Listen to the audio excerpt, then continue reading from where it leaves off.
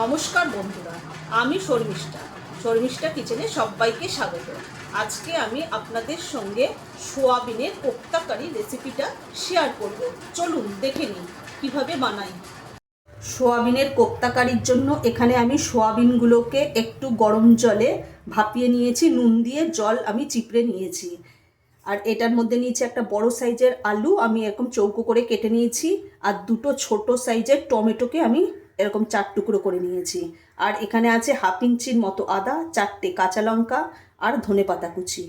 আর এখানে আমি 3টে কাজু নিয়েছি আর চাল মগজ নিয়েছি। এখানে গোটা জিরে, একটা শুকনো লঙ্কাকে অর্ধেক করে নিয়েছি। আর এখানে দারচিনি, লবঙ্গ, ছোট এলাচ আছে। এগুলো আমি ফোড়নে ব্যবহার করব। আমি একটা মিক্সিং জার নিয়ে নিয়েছি। এর মধ্যে আমি সোয়াবিনগুলোকে আমি পেস্ট করে দেবো মিক্সিতে। সবগুলোতে একবারে ধরবে না, আমি অর্ধেক অর্ধেক করে নেব। এখানে আমি কোনো জল ব্যবহার করব না। আমার সোয়াবিনটা মিক্সিতে পেস্ট করা হয়ে গেছে। এবার আমি মিক্সিং জারের মধ্যে কাঁচা লঙ্কা দিয়ে দিলাম, আদা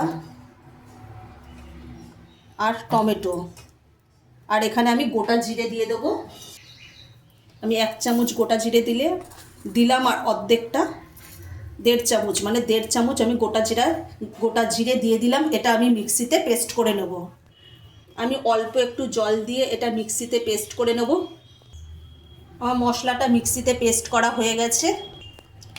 সোয়াবিন পেস্টটার মধ্যে আমি কোপ্তার জন্য রেডি করে নেব সোয়াবিন পেস্টটা। এখানে আমি পরিমাণ মতো নুন দিয়ে দিলাম, হাফ চামচ আমি জিরে গুঁড়ো দিয়ে দিলাম, হাফ চামচ গরম মশলা গুঁড়ো আর হাফ চামচ গোলমরিচ গুঁড়ো দিয়ে দিলাম। আর অল্প একটু কালো জিরে দিয়ে দিলাম। 2 চামচ আমি এখানে ময়দা দিয়ে দেবো।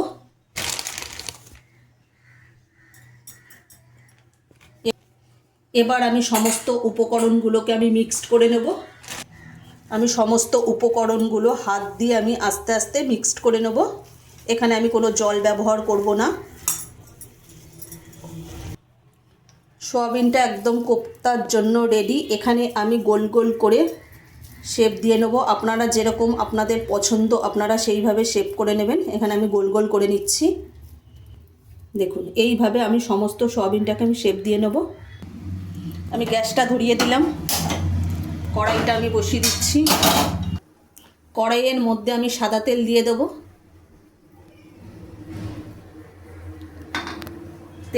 তেলটাকে আমি ভালোভাবে গরম করে নেব। আগে তেলটা গরম হয়ে গেছে, এবার আমি কোপ্তাগুলোকে ভেজে নেব। আমি সব একবারে দেব না, অল্প অল্প করে দিয়ে আমি ভেজে নেব। আমি 4টে দিয়ে দেবো আগে। আমার একদিক হয়ে গেছে, আমি এগুলোকে উল্টে দিচ্ছি। এই একদিক কীরকম লাল লাল হয়ে গেছে, এইভাবেই আমি দুদিকই লাল করে ভেজে আমি তুলে নেব। এইভাবেই সমস্ত মাঞ্চুরিয়ান বলগুলো আমি ভেজে নেব। আমার একদিক ভাজা হয়ে গেছে, আমি এগুলোকে উল্টে দিয়েছে। আমি এইভাবেই লাল লাল করে সব কোপ্তা কারিগুলো আমি ভেজে নেব।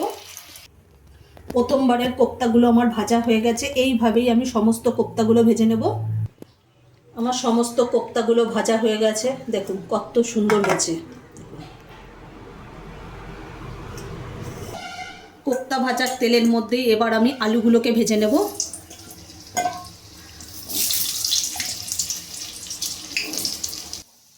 আলুগুলো লাল করে ভাজা হয়ে গেছে, এগুলোকে আমি তুলে নেব।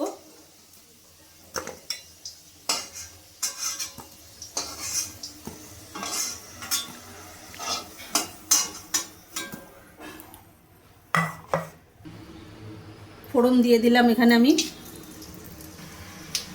ফোড়নটা ভালো করে ভেজে নেব।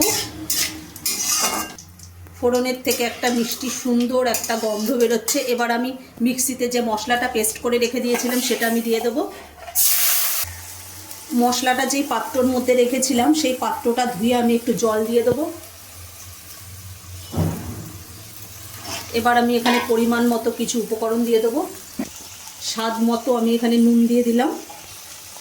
আমি 1 চামচ হলুদ গুঁড়ো দিয়ে দিলাম। আমি আর অল্প একটু হলুদ গুঁড়ো দিয়ে দেবো। 1 চামচ আমি জিরে গুঁড়ো দিয়ে দিলাম। আর 1 চামচ ধনে গুঁড়ো আর 1 চামচ গরম মশলা গুঁড়ো আমি দিয়ে দিলাম। এবার আমি মশলাটাকে ভালোভাবে কষিয়ে নেব যতক্ষণ না মশলা থেকে তেল ছাড়তে শুরু করে দেয় আর আদার কাঁচা গন্ধটা চলে যায়, ততক্ষণ আমি মশলাটাকে ভালোভাবে আমি কষিয়ে নেব। আমি 1 মুঠো কড়াইশুঁটি দিয়ে দেবো। এই কড়াইশুঁটিটা খেতে খুব টেস্ট হবে। দেখুন অঙ্কুর বেরিয়ে গেছে, তো এই কড়াইশুঁটিটা আলাদাই একটা টেস্ট। এখানে আমি 1 মুঠো কড়াইশুঁটি দিয়ে দিলাম। এবার মশলাটাকে ভালোভাবে আবার কষিয়ে নেব। মশলাটা ভালোভাবে কষানো হয়ে গেছে আর আমি এখানে কাজু বাদাম আর চালমগজটা মিক্সিতে পেস্ট করে নিয়েছিলাম, সেটা আমি দিয়ে দেবো। এবার আমি ভালোভাবে এটাকে নাড়িয়ে নেব। ভালোভাবে নাড়তে হবে, নাহলে যেহেতু কাজু বাদাম আছে নিচে লেগে যেতে পারে। মিক্সিং জারের মধ্যে অনেক কাজু বাদাম আর চালমগজের মশলাটা লেগেছিল, সেটা আমি দিয়ে দিলাম জল দিয়ে ধুয়ে। একটু মশলাটা আমি আবার ভালোভাবে কষিয়ে নেব। এর মধ্যে আমি ভেজে রাখা আলুগুলোও দিয়ে দেবো। আলুগুলো আমার দেওয়া হয়ে গেছে।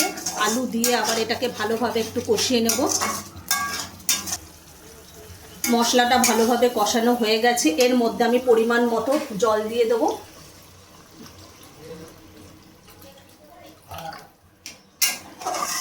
এবার আমি ভালোভাবে নাড়িয়ে নেব। এবার আমি একটু ঢেকে দেবো 2 মিনিটের জন্য, আলুটা সেদ্ধ হওয়ার জন্য। আমার ঝোলটা ভালোভাবে ফুটে গেছে আর আলুটাও সিদ্ধ হয়ে গেছে। এবার আমি সয়াবিনের কোপ্তাগুলো দিয়ে দেবো। আর এই রান্নাটা সম্পূর্ণ নিরামিষ। এখানে আমি কোনো পেঁয়াজ রসুন কোনো কিছু ব্যবহার করিনি। আপনারা যেদিনকে নিরামিষ খান সেই দিনকে এই রান্নাটা করে খেতে পারেন, কোনো অসুবিধা নেই। আর একদম ঘরোয়া উপকরণ দিয়েই তৈরি করে নিতে পারবেন। এখানে আমি 1 চামচ চিনি দিয়ে দিলাম। এটা যেহেতু নিরামিষ রান্না, এখানে অবশ্যই একটু চিনি দেবেন। চিনি দিলে খেতে খুব ভালো লাগবে। এখানে আমি 2 চামচ ঘি দিয়ে দেবো।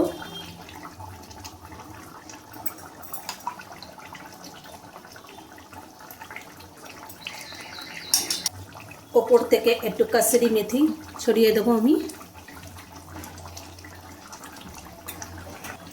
এবার আমি একটু ভালোভাবে নাড়িয়ে নেব। আমাদের সোয়াবিনের কোপ্তা কারি একেবারে রেডি। এবার আমি নামিয়ে নেব। আমাদের সোয়াবিনের কোপ্তা কারি একেবারে রেডি হয়ে গেছে। আপনারা একবার অবশ্যই বাড়িতে এভাবে বানিয়ে খেয়ে দেখবেন। আজকে যদি আমাদের সোয়াবিনের কোপ্তা কারির রেসিপিটা যদি ভালো লেগে থাকে তাহলে লাইক, কমেন্ট, শেয়ার এবং সাবস্ক্রাইব করতে ভুলবেন না। আর এইভাবে অবশ্যই বাড়িতে বানিয়ে খেয়ে দেখবেন।